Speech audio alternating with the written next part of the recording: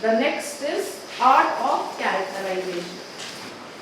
So again, going back to the 18th century when novel was being written, we talked about a novel where we see a novel or a fiction, where we see imagination used to write a story. A story should contain plot, plot should contain certain elements, right? What is the next best thing that a story requires? Characters. And where are these characters coming from? These characters are created by the same narrators, authors, writers who give us that work of art. Any novel, any poem, any drama, they create characters. Now, why are we calling it an art?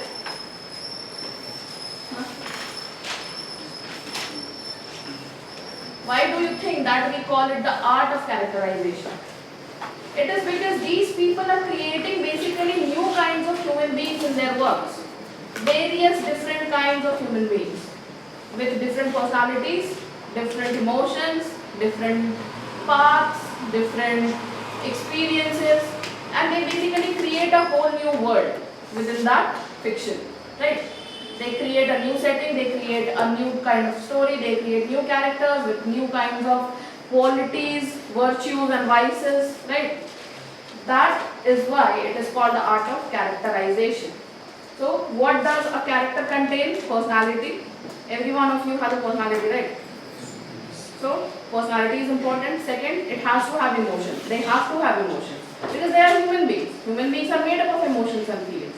So, they should have emotions. Second, and the most important thing is the journey which they undertake in the book. The growth. Unless until you see a growth, a stagnant character is never a good character. No. It has to have the complete circle of growth. From age, he should start with a go through life's journey, pick up new habits, new careers, development, successes. Then, when the book ends at Z, he should have completed one full circle of life, and we should see a let's say change from where he started. So, what is it called? What did I tell you it's called? Very good.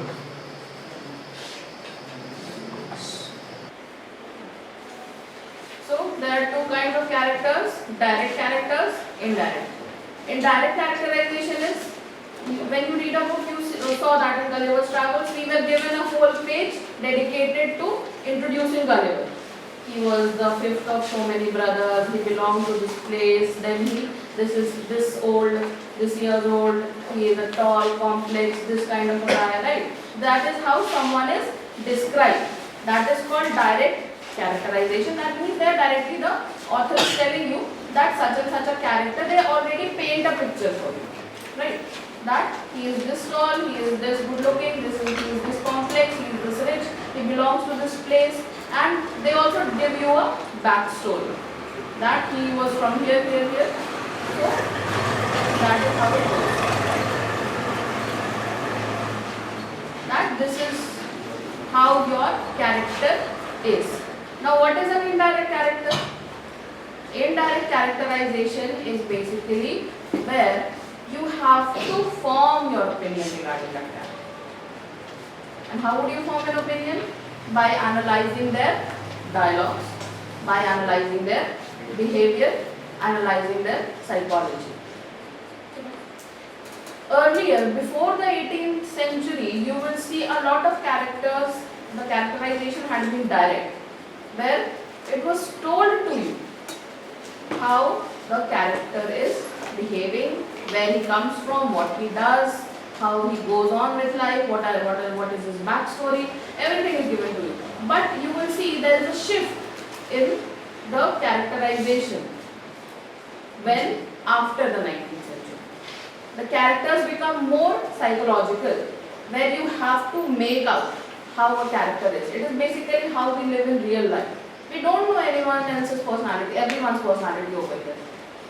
No one comes to you and says that I am from here, I come from this family, this is this. I am a very angry person, I am a very joyous person, joyful person, cheerful person. No. How do you make out a person? By their behavior, by the way they talk, the personality, and the way they think. That is how we judge people, right? How they talk, how they speak, how they are. Even if someone is, let's say, take an example, that someone who is a very well-spoken person, very polite, very good on the outside, but on the inside they are very jealous, competitive, kind of a person. So what will be your first judgment? So speak so nicely, they are very nice. But once you get to know them, you would realize, no, this is a very different person from how they portray themselves. So indirect characterization becomes much more psychological as opposed to direct characterization, which is that word to mouth thing. That the author is giving you something, he has given you a description, or whatever is being told to you, you just comprehend that character according to the description given to you. Fine.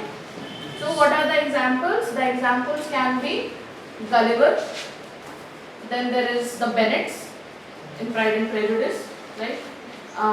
What else have you read? These are the only two books you have done, I guess.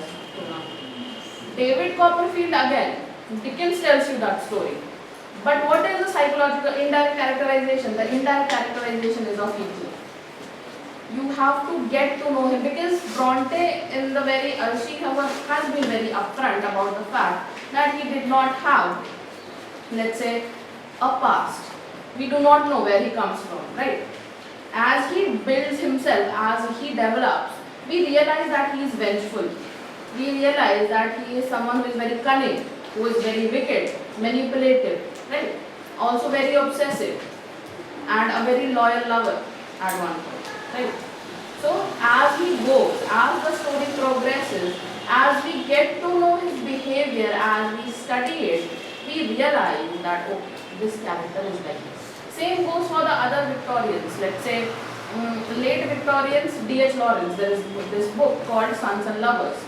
There is the character of Paul Morel, which I'm sure you will read it when you go to the higher classes. Again, his character is also psychological, where we have to develop, we have to build it based upon the thought process that he has, the personality that he has, or we can say that the dialogue that he speaks, his behavior. So it all depends upon that fact, the art of indirect characterization. So how again you are going to approach this? If you are asked the art of characterization, what will you talk about? First, what is characterization? It means that when the author, the narrator, or the creator of a book or a poem or any drama creates and develops certain characters, men and women, like you and me. Unless until there is this emotional connection, unless until you identify with the character, the characterization has failed. Have you experienced this? While watching a movie, while reading a book, or watching any kind of series or anything, you sometimes feel that yes, this also happens with me. This is also I think, right? So unless until the characters have this connection with the audience, with the spectators, with whoever is reading the book, unless until there is this bond, unless until you identify with its growth, the emotional connections, the emotions that a character has, somewhere the characterization would fail if it fails to have that connection between the reader and the character which is there in the book. Understood? Yes. One very small thing that is there, one is protagonist. Protagonist, simply put, who is the protagonist? He is the lead character. The main character in a book is called a protagonist, who has to undergo a series of events, the rise and fall of action, and either he performs, that means he prevails at the end, or he perishes. Either he will get everything that he has worked for throughout the book, or he would lose everything. That is how it works. In a Shakespearean tragedy, you would always see the protagonist die.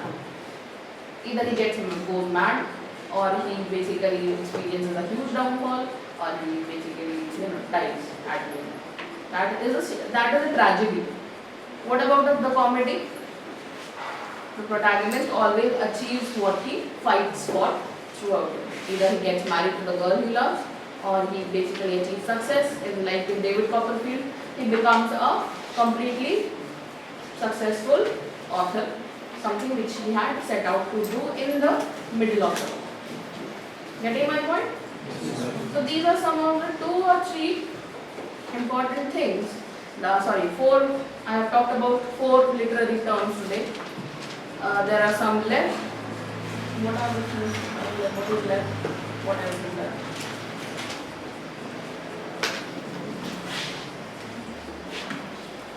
We have done fiction, plot, character, art of characterization, and I have explained the protagonist. I have talked to a certain extent about climax and anticlimax, but I will do it in a bit of detail if you want. Because sometimes they give you for short notes in your end semester. Climax comes, and then you have flat and round characters. We will talk about that tomorrow. Okay?